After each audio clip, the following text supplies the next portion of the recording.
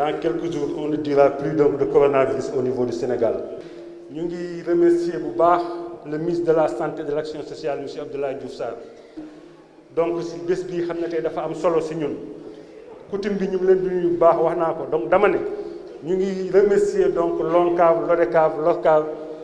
lii tax ñu choisir Yoff ñoom ñoo ko xam dinañ si ñëw waaye quel que soit motif bi tax ñu choisir ñu ñun kontaan nañ trop ci lancement bi xam ne moom la ñuy def. dama ne Abdoulaye Diouf Sarr bi ñuy campagne dafa am lu mu wax ay jeunes am dana leen duggal leen ma si kër bu ne kër bu ngeen duggal leen si néeg bu ne néeg bu ngeen dugg ku ngeen fekk wax laa na moom pour ñu votel ma cette fois-ci slogan boobu nañ ko utiliser ñun pour mën a réussir loolu mooy lan ASC bu ñu jógee fii jox nañ leen des supports jox nañ leen ay masques yu ngeen di joxe dinañ leen ko jox t-shirt yi ngeen sol seen couleur ASC la ñenn ñi ngeen dugg si kër gu ne dugg leen si néeg bu ne kenn ko fekk ngeen sensibiliser ko si xam ne lii mooy affaire mbas mi pour ñu mën a respecter mesures barrières yi xam ne docteur yi moom la ñu wax mooy bi si jëkk ñuy takk ay masque beneen bi nañuy raxas suñuy loxo ba mu set loolu nañu fexee di ko def wala ñuy utiliser ay gel je pense que ñun mouvement nawetaan bi loolu mooy suñu rôle wax naa sànq ne yàlla def na mouvement nawetaan lu mu dugg day réussir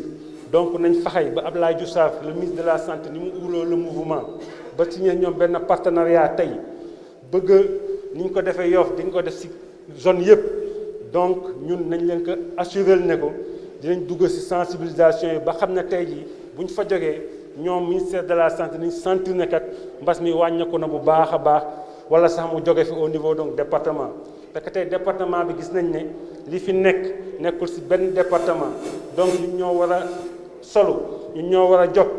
parce que ay jeunes ñoo nekk si ASC yi te jeunes yi ñoom ñooy dox di dem di ñëw di indi màgget yi mag ñi virus bi donc ñun jeunes yooyu nañ leen taxaw ñu jëkk wax ne lutte bi ñoo si jiitu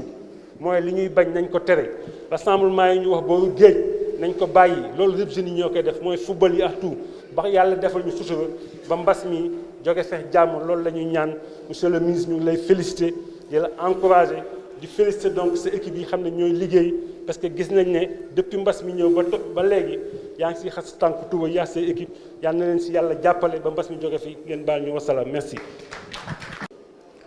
Alors, ce travail de sensibilisation a un double objectif. C'est d'abord enrayer la transmission communautaire au niveau de Dakar. Pourquoi Dakar? Tout à l'heure, Abdoulaye disait pourquoi le choix de Yoff.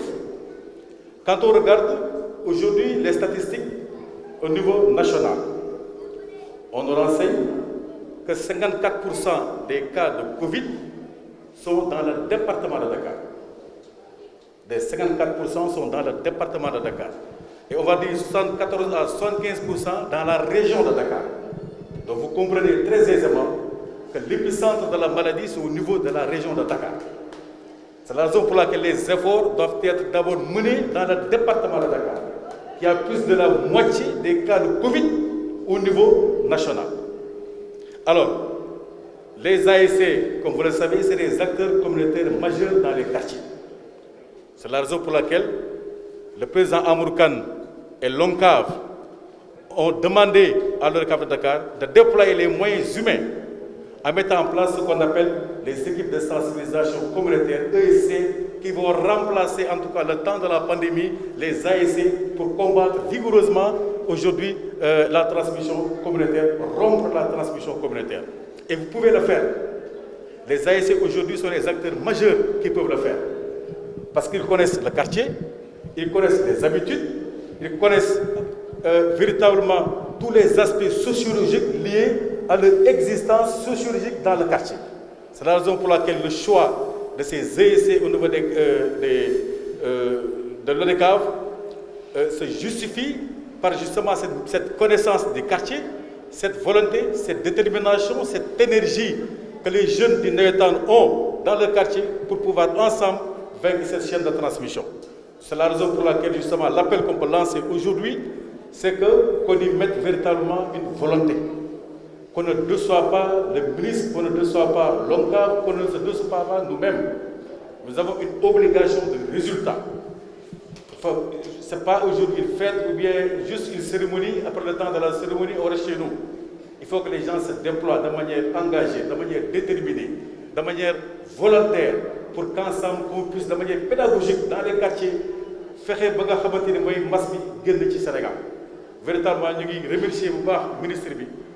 di ko féliciter di ko encourager liggéey bi métti na mais il tient bon et il tient le bon bout parce que boo xoolee les statistiques au niveau national et au niveau international li mu wane Sénégal ba léegi si réew yi ñu naw ci xeex bi si la bokk mais du tere xeex bi ñu gën ko accentuer li nga xamante ni mooy ñun suñu responsabilité en tant que ESC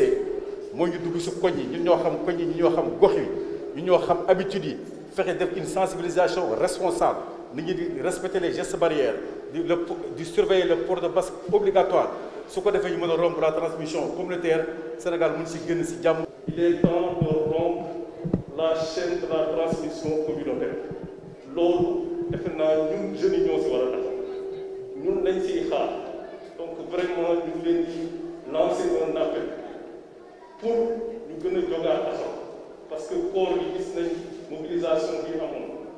dans période couvre-feu bi gis nañ ASC yi ñu taxawoon comité de quartier donc cette fois-ci ñu ngi leen di ñaan ngeen nekk au devant de la scène comité de quartier ak kilifa yi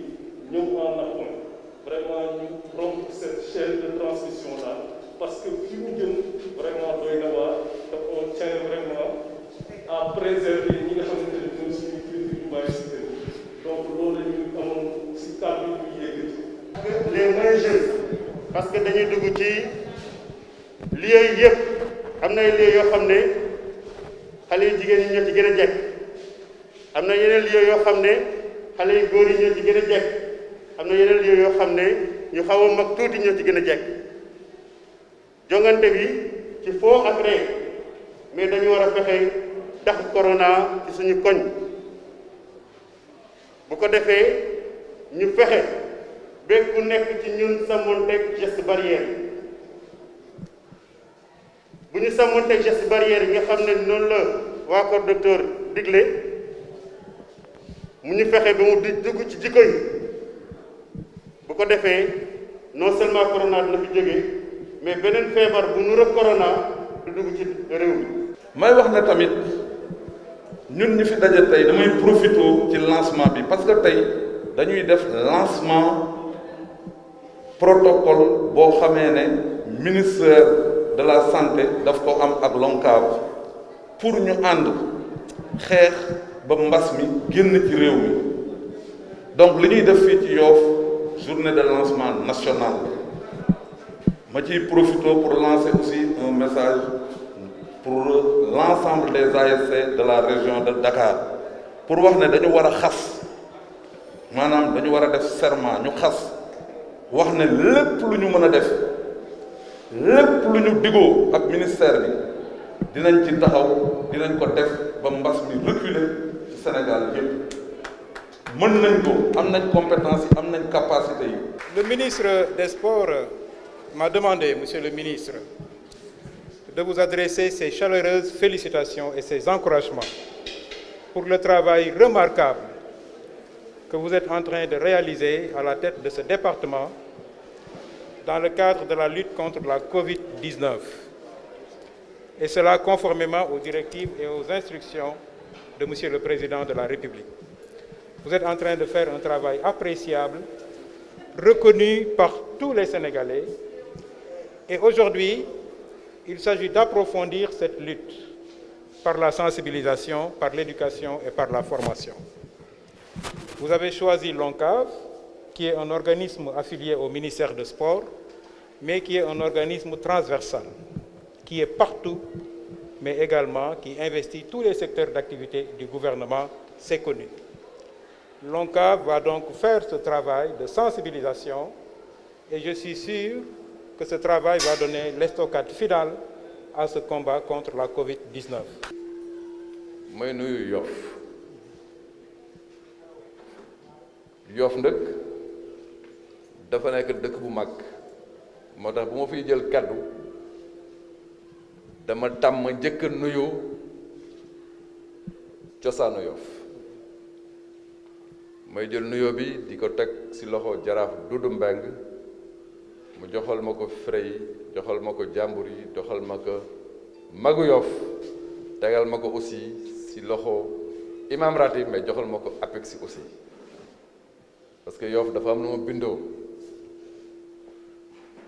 ma ngeen di nuyu bu baax di nuyu sama frère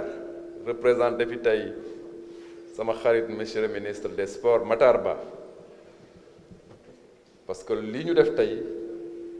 dafa wane ne mouvement nawetaan nguuru Sénégal fonk na ko lool waxal monsieur le ministre Matar Ba dama wóor ne bu fi newoon moom mooy taxaw fi sama boor mais boo fi taxawee rek te da nga ma soññi ba sonn ma ne la maa ngi ñëw loolu dafa wane ne rek soxal la lool parce que am na nu waroon demee ne ñëw rek fekk la fi mais ba may ñëw xam naa ne woo nga sama secrétaire plusieurs fois ma la si remercier bu baax may yéen nuyu président ONCAV Amadou di ko nuyu bu baax maa ngi moom yàgg nañ Omar yàgg nañ lool ma leen di nuyu Bathily ORCAV di nuyu président ORCAV yëpp ak ODCAV yi ñu fi invité tey fii si Yoff tey da ngeen sagal Yoff mënoon nañ ko defee feneen mais da ngeen ñëw sagal ma pour ñu defee ko fii actuellement maire Yoff may wax ma leen di remercier li ngeen ñëw lancé ko fii si Yoff ba ma leen woowee ne leen président wax na nee na actuellement mobilisation communautaire moom la ñu war a accentuer ak une bonne communication communautaire laa jël sama téléphone woo la te bi ma lay woo xam naa ne yéen a ngi si depuis le début parce que wax nga ko fu ma jëlee kàddu rek ne man de le but qui va faire la différence ki koy marqué mooy le mouvement nawetaan am na bés sama wax am ñu ko jëlee ne ba critique mouvement nawetaan la alors que loin de là dama gëm mouvement nawetaan parce que je suis un produit de ce mouvement. Le but qui va faire la différence équipe de sensibilisation communautaire yi ngeen teg tey gëm naa ne dañ ko marqué parce que bi ma la woowee ne la ñëwal ñu waxtaan pour xool naka la ñuy répondre à l'appel du président par rapport à la communication communautaire bi ngeen ñëwee tey dama foogoon da ngeen may déglu rek après na ma monsieur le ministre après ñu dem xool ñëwaat mais sur place ngeen génn concept boobu ma xam ne yéen waxtaan ngeen si ba réfléchir si ba am une proposition moo tax suñu convention bi gaaw bon nag ministre de la santé et de l'action sociale mi ngi leen di remercier di ànd ak yéen di am yaakaar ne Ndakaaru foofu la mbir mi ëpp doole da ngeen ko song daan ko fa gëm nañ ne département wu Pikine di ngeen fa song daan ko fa gëm nañ ne département Rufisque même chose département Guédiawaye même chose mais gëm nañ ne tam doo leen yam si Ndakaaru rek